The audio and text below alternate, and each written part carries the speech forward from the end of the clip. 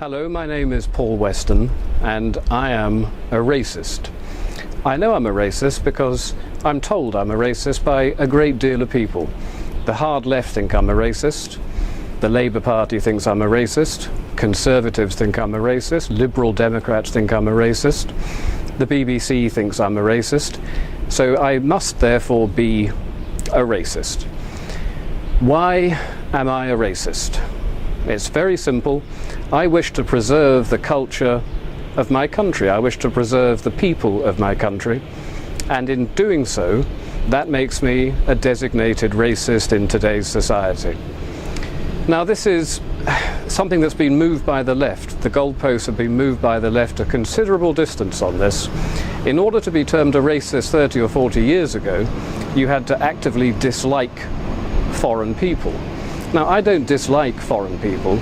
What I do like, what I love, is my country, my culture, and my people. And I see that under a terrible threat at the moment. Britain is a very small country that's opened its doors to the mass immigrants of the third world, and we are simply being overwhelmed. Our schools can't cope, our hospitals can't cope. Very little can cope anymore. Our welfare system is on the verge of buckling as well. So if I want to defend what I grew up in, what I was born into, my country, my British culture, my heritage and my history, I am apparently, according to absolutely everybody today, a racist. But I don't think that's the case. Not the case that I'm not actually a racist. I'm going to admit that full out right now, because clearly I am. I've been told by so many people I am, it simply must be true. I'm probably also an Islamophobe. A phobia is an irrational fear of something. Now, I don't have an irrational fear of Islam. I look around the world today at Syria at the moment, where almost 100,000 people have been killed in the last 2 years, where Shia Muslims are slaughtering Sunni Muslims and vice versa. I look at places like Indonesia and Egypt and China and the Philippines.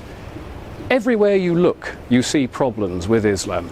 And they're violent. They are, dare I say it, to really reinforce my racist credentials, a thoroughly savage political and religious ideology. Now, many people will disagree with that. The far left, of course, will say you cannot criticize Islam because Islam is a religion and rules have now been put into place in this country that say if you criticize it, you are guilty of inciting religious hatred. But Islam is not just a religion. Islam is a political ideology as well, and we need to call it out on the fact that it is also political. It is a culture that is both political and religious. And I would like to know if I'm able to say certain things about it. Do I think, for example, that stoning adulteresses to death is something that we should welcome in this country? Well, I don't think it is, so therefore I'm guilty of religious hatred by saying it. Do I think homosexuals should be hanged from cranes? No, I don't. I think it's backward, I think it's savage, and I think the people that do it are beyond the pale, quite frankly. And I'm not allowed to say these things because, of course, I'm again inciting religious hatred. So not only am I a racist, I'm also a religionist, apparently. But I'm not. You know, we have a huge problem in this country that is not going to go away. It's going to get worse and worse and worse. We as a people are declining as a demographic, and the Islamic population is growing 9 times faster than any other. And when I look to the future, I see a full-blown religious civil war occurring in this country. The unthinkable things that are going on in somewhere like Syria today will happen in this country before 2040, certainly before 2050. And I don't want Britain to turn into a country like that. So I'm going to denounce Islam as a backward, savage political and religious ideology. And to hell with what anybody thinks about that. Because if we don't do something about it, we are going to be involved in something that most people can barely even begin to imagine in Britain.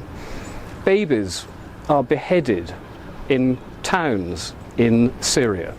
The idea this could happen in somewhere like Surbiton or even Eaton Square is simply impossible to think for most people, but it is going to happen. It really is going to happen. So we need to denounce it for what it is, and we need to start mounting some sort of defence against this. But the trouble with mounting a defence against it is that you get hit with the racist accusation. I'm not a racist, but. Well, here's the thing, I am a racist. If I want to avoid a civil war happening in my country, I am prepared to accept being called a racist. And you should be prepared to accept being called a racist as well. Let's all just say, yes, we're dreadful, dreadful racists, and let's start denouncing an ideology that is the most primitive, backward, savage ideology that we've willfully imported into this country by the left, by people like Tony Blair, who did it deliberately in order to undermine our culture, our people, our country, my country. They did it deliberately. And then they said, you're not allowed to actually argue with us about this. Well, I'm arguing with you about this, Mr. Blair, and I'll tell you something. You denounced, you repealed the treason law shortly after you came into power. I think you committed treason, Mr. Blair. I think you committed treason when you said we are going to import the third world in order to rub the noses of the right in diversity. To me, that's treason. Your principal duty is to uphold the best interests of the people of this country. The idea that you deliberately set out to undermine us and to subvert us is an act that's criminal. It doesn't matter that you repealed the laws, those laws can be brought back. And one day, Mr. Blair, you will be tried for treason, along with the rest of your cabinet and every single high-ranking Labour politician that allowed this criminal act to happen. And I'm going to tell you this.